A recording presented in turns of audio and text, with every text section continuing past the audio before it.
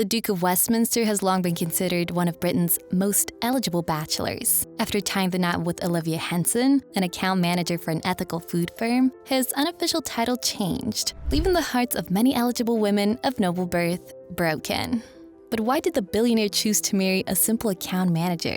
And what was their royal, non-royal wedding like? Let's get right into it.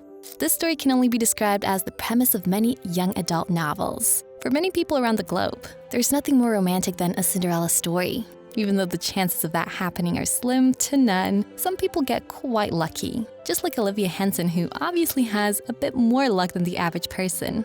Olivia was born in London on the 1st of September 1992 to Rupert Cornelius Brooke Henson, a banker, and Caroline Belinda Frisbee, who's a descendant of Sir Richard Hoare, founder of the bank C. Hoare & Co. Although she might appear as a regular girl on the outside, Olivia was born with a silver spoon. She had attended Dragon School, a private school in Oxford, before going to attend Marlborough College, a boarding school in Wiltshire.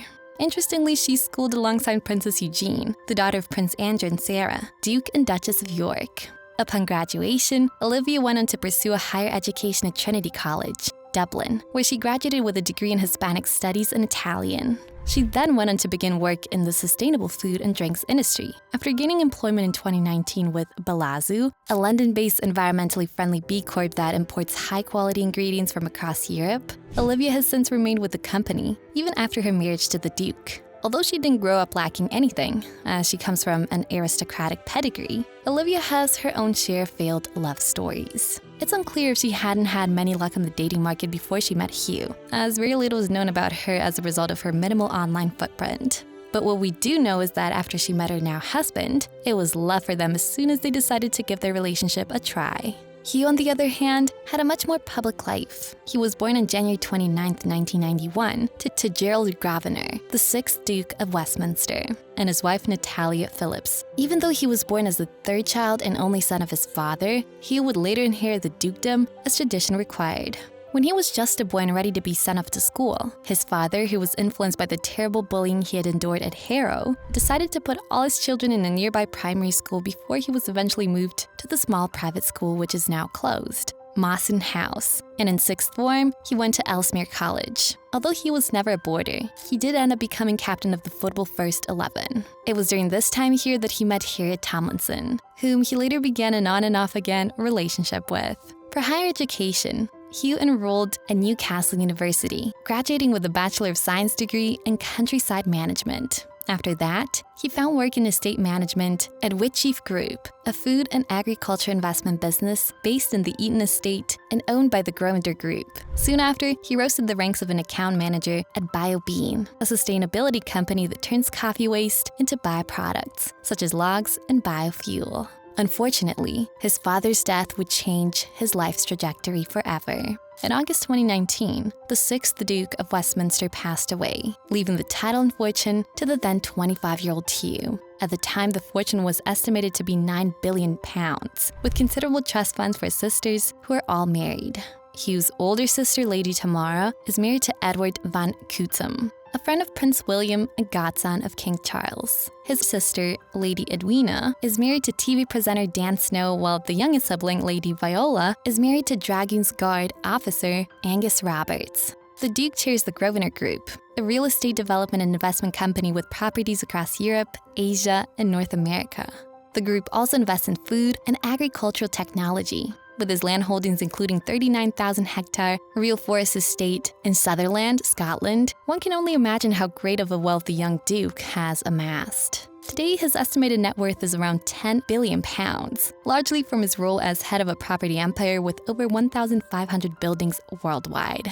He also inherited the Grosvenor estate after his father's death. In fact, he was often said to own half of London, as he's known for owning much of Belgravia and Mayfair. It is unclear which of his many properties Hugh considers his main residence, but he is believed to spend a lot of time at his family home, Eaton Hall in Cheshire Place, where he proposed to Olivia. The family also owns a townhouse on Park Lane in London and has an extensive property portfolio. Regarding his relation to the British royal family, Hugh's father was the late Queen Elizabeth's 14th cousin, once removed. Interestingly, he was once asked by Her Majesty to mentor Prince William. Hugh himself is Prince George's godfather, making him directly connected to the royal family, which isn't surprising considering his closeness with the royal family, including Prince William, Prince Harry, and Kate Middleton. At the 2023 coronation, the Duke carried the royal standards, and on June 9, 2023, he was appointed a Deputy Lieutenant of Cheshire. Although not much is known of the young Duke's life out of the spotlight, what we do know is that even though he keeps a low profile and values his privacy, he couldn't keep calm when it came to his 21st birthday party in 2012, which happened just 4 years before he inherited the family fortune. The party was a lavish event, costing £5 million, with 800 guests, including Prince Harry, and entertainment by comedian Michael McIntyre and hip-hop duo Rizzle Kicks. Looking at Hugh now, one would never expect that such a private person would have thrown such a party. But there's no judgment. You only turn 21 once in your life. With how private these two keep their lives, it's not that surprising that no one really knows the full details surrounding their meeting and consequent relationship. In fact, what's most known about how they met was that it happened through a mutual friend in 2021. Apparently, the two were immediately smitten by each other, and after spending some time alone together and getting to know each other, they realized they wanted to be together. So they began a relationship that would last 2 years before the Duke proposed at his family's 11,000-acre estate, Eaton Hall, in April 2023. At the time, nothing was known of the preparations that went into the proposal, as the duo merely released one photo to announce their engagement. In the photo, they're both dressed rather casually in blue shirts, with huge smiles on their faces that said they just made one of the best decisions of their lives. Fast forward to 2025, at their day of charity engagements in Chester in May, they confirmed a future move north, stating that they'll be building their lives together and were slowly transitioning to move up from London and be much more permanent in Chester. In their words, they were going to be really putting roots down. A year after the young couple got engaged, the wedding ceremony was set to take place. As expected, people who were in line on the streets were at the edge of their seats, watching the royal-like event play out. The ceremony, which was held at Chester Cathedral, began at noon, led by the Dean of Chester, the Very Reverend Dr. Tim Stratford. The service featured the Chester Cathedral Choir, conducted by Philip Rushforth, the organist and master of the choristers, accompanied by musicians from across northwest England. For the decorations, a spokesperson for the Duke and Duchess had shared that the couple chose seasonal flowers from local growers, with much of foliage sourced from the grounds of the Duke's Eaton estate. The floral arrangement included rambling roses, Philadelphus, Campanula, and Arlia grandiflora, with birch trees lining the inside of the church. The details of this wedding weren't all that publicized, considering the couple are well known for their private nature. So the decor appeared to be quite a surprise to many. The couple had made their first public appearance together just a month before their wedding. However, their wedding became one of the year's most prestigious social events, attended by esteemed guests like Prince William, who, along with Princess Eugenie, was the only royal in attendance.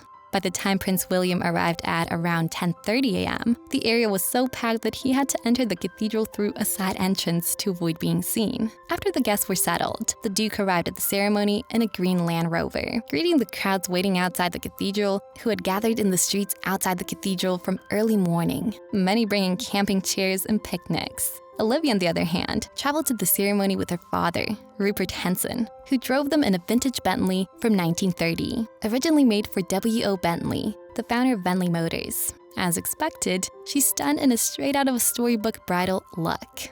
As seen in a video shared on social media by royal reporter Cameron Walker, the bride was all smiles upon arrival, despite high winds blowing around her dress and veil as she made her way into the church on the arm of her father. Olivia topped off her wedding day outfit with the ultimate accessory, a tiara. But it's not just any tiara. The Fabergé myrtle leaf tiara, created for Grosvenor brides in 1906, has been in the Grosvenor family since it was commissioned for the wedding of Lord Hugh Grosvenor and Lady Mabel Crichton. Although Hugh's mother, Natalia, chose a different tiara for her wedding, Hugh's sister, Lady Tamara, wore the same family heirloom when she married Edward von Cutsum. Back to Olivia's outfit. For her big day, She wore a wedding dress and veil by British bridal designer Emma Victoria Payne. The ivory silk crepe satin, ivory silk organza gown with a scalloped edge neckline was decorated with bespoke embroidered detailing that also adorned her veil. Interestingly, the embroidery was hand-down by Payne, incorporating floral motifs and edgings that adorned Olivia's great-great-grandmother's veil from around 1880s. To top it all off, behind the dress trailed a 6-foot detachable 2-meter silk crepe satin train with a paneled construction. The wedding dress itself featured a slick silhouette with a bias-cut skirt,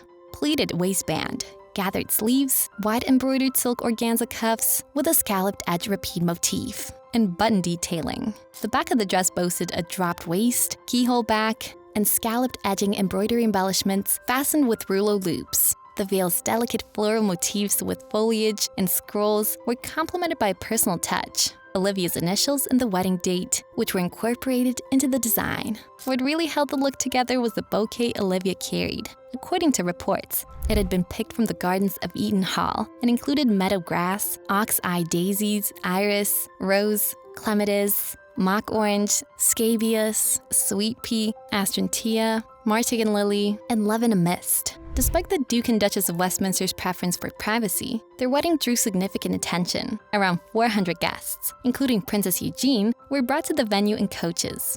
Unfortunately, Hugh's godfather, King Charles, and the Queen were not in attendance, possibly as a result of his reduced public appearances since starting treatment for an undisclosed form of cancer. Although he and the Queen were in France for the D-Day commemorations the day before the wedding. Some netizens suggest that the real reason they might not have attended was because the Queen allegedly had a grudge against the Grosvenor family, because she was denied an invite to the 2004 wedding ceremony of the Duke's sister. The Princess of Wales also did not attend as she continues her cancer treatment. Additionally, Prince Harry, the Duke of Sussex, was also notably absent despite being a close friend of Hugh's and a godfather to the prince's son, Archie. Although it's unclear why he also decided to not take part in the event, it's widely suspected that it was because of his strained relationship with his brother, who he knew was going to be an usher at the wedding. Whatever the reasons for his absence might have been, the ceremony remained aristocrat-studded and was an absolutely beautiful day for Olivia, who looked completely stunning in her attire. After the ceremony, the Duke and the new Duchess of Westminster returned to Eaton Estate for a private wedding reception, which was not broadcast to the public. However, on their way out, they were met with a little bit of turbulence as a fire extinguisher was set off outside, spraying orange powder paint into the air.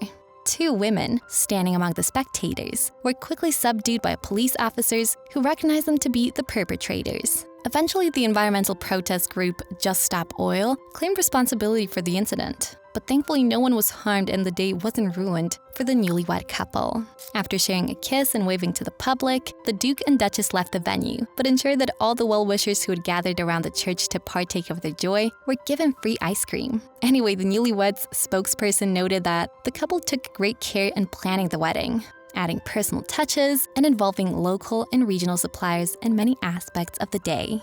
On the topic of personal touches, as wonderful as the ceremony was, one people that caught many people's attention was the shoes the bride opted for.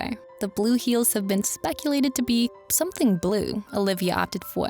If you don't know, there's a traditional English saying that goes something old, something new, something borrowed, something blue, a 6pence in your shoe, according to the Old English rhyme. In essence, it's a recipe or kind of like a cheat code to ensure marital success, which is often worn by the bride to ensure their future happiness is locked in. According to speculations, Olivia decided to sport her statement heels in the heel. Naturally, this confused a lot of people, as brides usually go for the traditional all-white attire for their big day. Although the Duke and Duchess might prefer to stay out of the limelight, they occasionally make headlines for their charitable work. In 2020, the Duke donated millions to the national effort against COVID-19. In April 2024, they attended a parent-toddler music program at Chester Cathedral, one of many charitable programs for young people they support through the Duke's Westminster Foundation. Emma Thomas, a development artist at Cheshire Dance who also attended primary school with Hugh Grosvenor, spoke about their visit. She described the couple as relaxed and approachable with a positive energy.